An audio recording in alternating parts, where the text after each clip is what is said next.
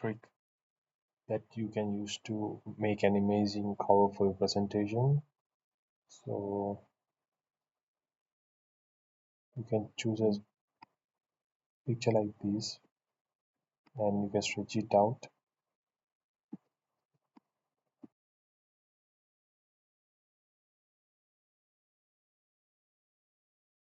and you have to place it all over the canvas. And next thing you want to do is add some text.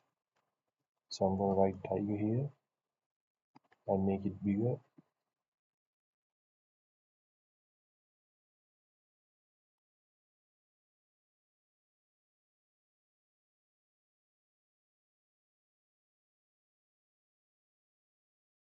And after that, I'm going to change the color to white and add some effect to it. And I'm going to just make the letters a bit bigger like that. And after that, what you have to do is you have to copy paste the same image and remove the background of it. So you can get a cover like this.